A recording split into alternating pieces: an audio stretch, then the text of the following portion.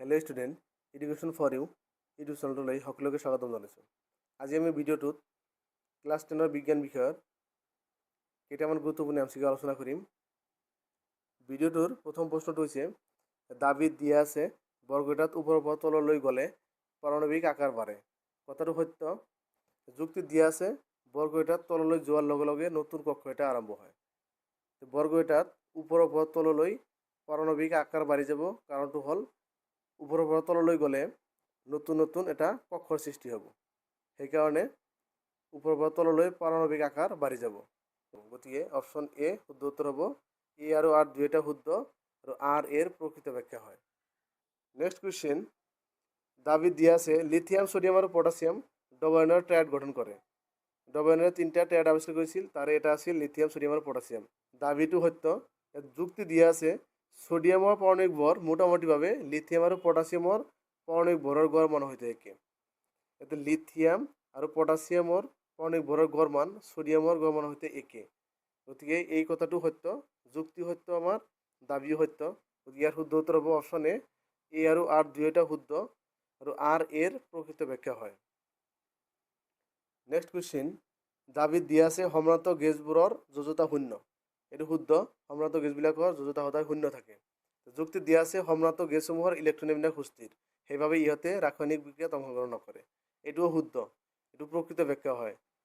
ইহঁতে ৰাসায়নিক বিক্ৰিয়াত ভাগ নকৰে কাৰণে ইহঁতৰ যোজ্যতা শূন্য হয়। গতিকে ইয়াৰ শুদ্ধ উত্তৰ হ'ব এ আৰু আৰ দুয়োটা শুদ্ধ আৰু আৰ এৰ প্ৰকৃত ব্যাখ্যা হয়। নেক্সট কুৱেশ্যন, দাবিত দিয়া আছে সিলিকন এটা ধাতুকল্প। এইটো শুদ্ধ হয়। সিলিকন, জাৰ্মেনিয়াম, আৰ্ছেনিক এইবিলাক হৈছে ধাতুকল্প। টোটেল আমাৰ পৰ্যাপ্ত তালিকাত 7টা ধাতুকল্প আছে।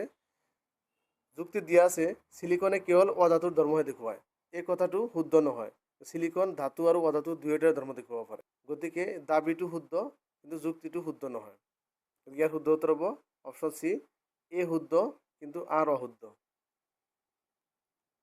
নেক্সট কুৱেশ্যন, দাবিত দিয়া আছে মেণ্ডেলিভৰ মতে মৌলবোৰৰ ধৰ্মবোৰ সিহঁতৰ পাৰমাণৱিক ভৰৰ পৰ্যায়ক্ৰমে সলনি হয়। এইটো শুদ্ধ হয়। মেণ্ডেলিভে এটা সূত্ৰ দিছিল। এই সূত্ৰ মতে আছে যে মৌলবোৰৰ ধৰ্মবোৰ সিহঁতৰ পাৰমাণৱিক ভৰৰ পৰ্যায়ক্ৰমে সলনি হয়। যুক্তি দিয়া আছে পাৰমাণৱিক সংখ্যা প্ৰটনৰ সংখ্যাৰ সমান। এই কথাটো যুক্তিৰ লগত মিলা নাই, কাৰণ মেণ্ডেলিভে পাৰমাণৱিক ভৰৰ কথাটো কৈ গৈছিল আৰু যুক্তিত কৈছে পাৰমাণৱিক সংখ্যা আধুনিক পৰ্যায়িত তালিকাত সেই কথাটো কোৱা আছে। গতিকে পাৰমাণৱিক সংখ্যা প্ৰটনৰ সংখ্যাৰ সমান এইটো শুদ্ধ, কিন্তু এইটো সঠিক ব্যাখ্যা নহয়। সেইকাৰণে ইয়াৰ শুদ্ধ উত্তৰ হ'ব অপশ্যন বি, এ আৰু আৰ দুয়োটা শুদ্ধ কিন্তু আৰ এৰ প্ৰকৃত ব্যাখ্যা নহয়। নেক্সট কুৱেশ্যন, দাবিত দিয়া আছে আধুনিক পৰ্যায়িত তালিকাত সমস্থানিকসমূহক একেলগে ৰখা হৈছে। এইটো শুদ্ধ। আধুনিক পৰ্যায়িত তালিকাত সমস্থানিকসমূহক একেলগে ৰখা হৈছে। সমস্থানিক হৈছে যিবিলাকৰ পাৰমাণৱিক সংখ্যা একে কিন্তু ভৰ সংখ্যা বেলেগ বেলেগ, সেইবিলাক মৌলসমূহক সমস্থানিক বুলি কোৱা হয়। যুক্তি দিয়া আছে সমস্থানিকবোৰৰ পাৰমাণৱিক সংখ্যা একে। এই কথাটো সত্য। সমস্থানিকবোৰৰ পাৰমাণৱিক সংখ্যা একে, সেইকাৰণে পৰ্যায়িত তালিকাত একে জাগাতে ৰাখিছে সিহঁতক। গতিকে ইয়াৰ শুদ্ধ উত্তৰ হ'ব অপশ্যন এ আৰু আৰ দুয়োটা শুদ্ধ আৰু আৰ এৰ প্ৰকৃত ব্যাখ্যা হয়। নেক্সট কুৱেশ্যন, দাবিত দিয়া আছে একেটা বৰ্গৰ মৌলবোৰৰ যোজক ইলেক্ট্ৰনৰ সংখ্যা একে। এই কথাটো শুদ্ধ। একেটা বৰ্গত সদায় একে সংখ্যক যোজক ইলেক্ট্ৰন সংখ্যা থাকে। যেনেকৈ উদাহৰণ হিচাপে প্ৰথম বৰ্গত বহিঃকোণত এটাকৈ ইলেক্ট্ৰন থাকিব, দ্বিতীয় বৰ্গত দুটাকৈ থাকিব।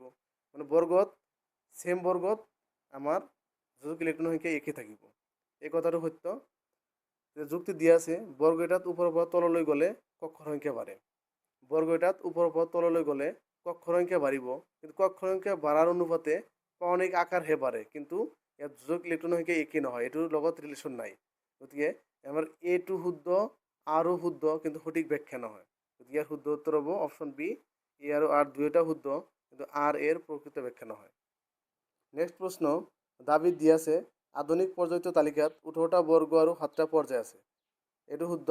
আধুনিক পৰ্যায়িত তালিকাত 18টা বৰ্গ আৰু 7টা পৰ্যায় আছে। যুক্তি দিয়া আছে আধুনিক পৰ্যায়িত তালিকাত লেন্থেনাইটসমূহক বৰ্গ 16ত ৰখা হৈছে। লেন্থেনাইটবোৰ পৰ্যায়িত তালিকাত তলত আছে। এইটো এফ ব্লকৰ মৌল। এইবিলাক লেন্থেনাইট হৈছে আমাৰ 57ৰ পৰা 71, এইখিনি কোৱা হয় লেন্থেনাইট বৰ্গৰ মৌল। সেইবিলাক আমাৰ 16 বৰ্গত নাই। গতিকে এইটো শুদ্ধ কথা নহয়, এইটো ভুল। এইটো শুদ্ধ কিন্তু আৰ অশুদ্ধ। গতিকে ইয়াৰ শুদ্ধ উত্তৰ হ'ব অপশ্যন চি, এ শুদ্ধ কিন্তু আৰ অশুদ্ধ। নেক্সট কুৱেশ্যন, দাবী দিয়া আছে ক্লোৰিন ব্ৰমিন আয়োডিন আদি মৌলসমূহক হেলোজেন বৰ্গৰ মৌল বুলি কোৱা হয়। এই শুদ্ধ। ক্লোৰিন ব্ৰমিন আয়োডিন এইবিলাক হৈছে হেলোজেন বৰ্গৰ মৌল বা সূত্ৰ বৰ্গৰ মৌল। সূত্ৰ বৰ্গৰ মৌলবিলাকক হেলোজেন বৰ্গৰ মৌল বুলি কোৱা হয়। এইটো শুদ্ধ হয়।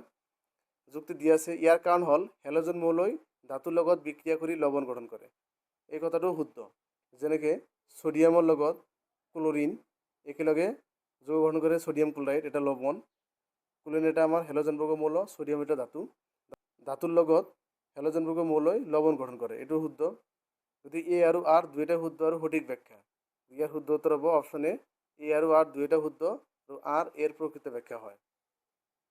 নেক্সট কুৱেশ্যন, দাবীত দিয়া আছে মেণ্ডেলিভে তেওঁৰ পৰ্যায়িত তালিকাত অক্সিজেন আৰু হাইড্ৰজেন থকা মৌলসমূহে গঠন কৰা যৌগসমূহৰ ওপৰত পৰ্যবেক্ষণ কৰিছিল। যুক্তিত দিয়া আছে হাইড্ৰজেন আৰু অক্সিজেন বেছি সক্ৰিয় আৰু বেছিভাগ মৌলৰ সৈতে যৌগ গঠন কৰে। ইয়াৰ দাবীটো শুদ্ধ কাৰণ মেণ্ডেলিভে পৰ্যায়িত তালিকাত অক্সিজেন আৰু হাইড্ৰজেনৰ থকা মৌলসমূহৰ ওপৰত বেছি পৰ্যবেক্ষণ দিছিল কাৰণ হাইড্ৰজেন আৰু অক্সিজেনবিলাক বেছি সক্ৰিয় আছিল আৰু এইবিলাকে বেছিভাগ মৌলৰ সৈতে যৌগ গ্ৰহণ কৰিছিল। গতিকে এ আৰু আৰ দুয়োটা শুদ্ধ আৰু সঠিক ব্যাখ্যা। ইয়াৰ শুদ্ধ উত্তৰ হ'ব অপশ্যন এ আৰু আৰ দুয়োটা শুদ্ধ আৰু আৰ এৰ প্ৰকৃত ব্যাখ্যা হয়। থেংক ইউ ফৰ ৱাচিং। এনেকুৱা ভিডিঅ' পাই থাকিবলৈ লাইক, কমেণ্ট আৰু ছাবস্ক্ৰাইব কৰিবলৈ নাপাহৰিবা। ধন্যবাদ।